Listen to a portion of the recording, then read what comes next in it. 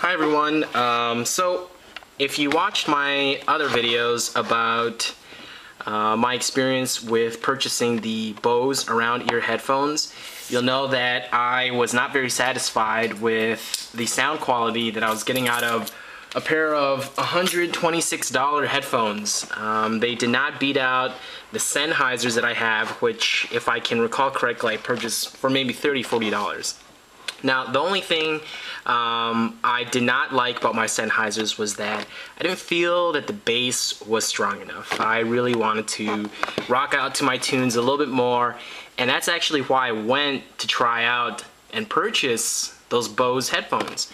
So now that those Bose headphones are gone, they're back at the store where they belong, and I kept my $126, I went out and sprung for these. And these are the Sony MDR-XB500. So this is apparently one of the headphones in their line of extra bass headphones that are focused towards producing more bass for those who want it, like myself. And I've seen a couple of reviews here on YouTube, and they all seem to be pretty positive. The only thing that I was concerned about was the fact that I have humongous ears, and I really wanted the around ear feature versus the on-ear feature, which I find to be uncomfortable after a prolonged period of listening. So with that said, I have not opened this. I just got home, and why don't we go ahead and open these up and see what we find inside. Alright, so I'll be right back. Alright, so I have the package opened up. It actually opens up pretty nicely. On the back of the package insert, you have the limited information, limited warranty information, and on the back here you have a diagram that shows you basically how these headphones are supposed to function. You have somewhat of a diagram, and then some features. XB driver units. The XB500 has 40 millimeter XB driver units compared to the XB300, which I believe is 30 millimeters, and the XB700, which has the 50 millimeter driver unit. So this is kind of like smack dab between the XB300 and XB700. It's called XB500. Anyways, so kind of like what you get with the Bose around ear headphones, you get a carrying case here. This is actually feels pretty nice, much nicer than what you get with the Bose around ear headphones, which really feel like cheap silk.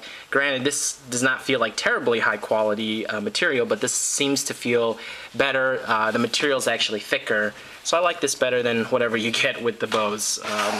Whether or not that really matters, whatever. So let's get this. This comes off. There you have it, headsets, or headphones actually. Take that off, and let's see what's down here.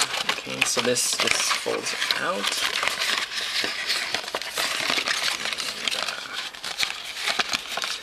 Let's get the cord out from the box. Okay, and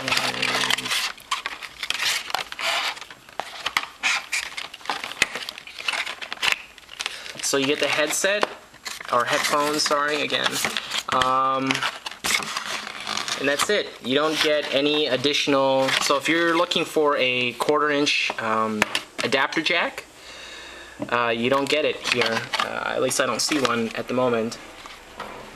That's okay, it's not a deal breaker for me. I don't use anything like an amp, or, I don't have a guitar to play these with, so that doesn't really matter for me.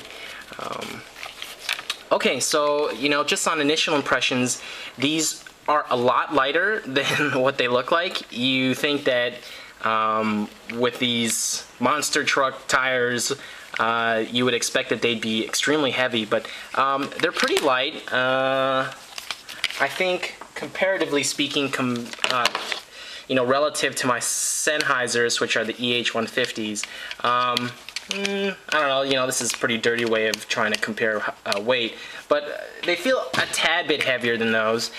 This has got a very nice plush feeling.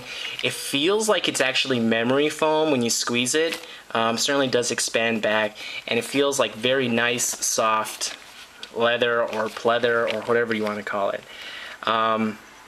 They're nice. Of course, you have an expansion or ability to expand the headset on both sides. This feeling over here, I gotta say that the top also feels kind of like leather. I don't know, it doesn't feel terribly high quality up here, but that's okay. That's not the main issue for me. And then underneath here you can see that there's a mesh type material, and that's covering really a thin layer of foam. I tried these on in the store. I got them at Best Buy. They are MSRP $79.99, I want to say, but I actually price matched to a store and managed to get them for, I think, out the door with tax, it was $56. I gotta look at the receipt. But in either case, yep, so that's basically it. You have the cords coming out from both sides, and you know, someone described it in their video, and I thought it was a very excellent description. They called it a linguini type cord, and that's exactly what it feels like. It doesn't, I don't know how to describe it. The texture feels just like other wires, but certainly this is a different type of shape or form. I don't know exactly what the purpose of it is, but you know, it's nice. I don't have any complaints about it at the moment. And inside, so these are pretty nice large earpiece, and inside, as you can see there, you can see the speaker component. There's just a kind of feltish type of fabric that's covering it. There's no additional padding inside here, but you know, these are very nice and soft. And there is nothing on the neck piece or further down on the core to help you control any volumes or advance any songs. The actual jack itself looks like this, and let's see how it works with my iPhone. If I can find it, here it is.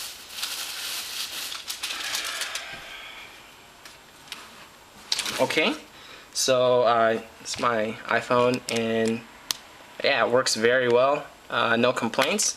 Let's see how it works with my older iPhone 3G, which has a slider case on it.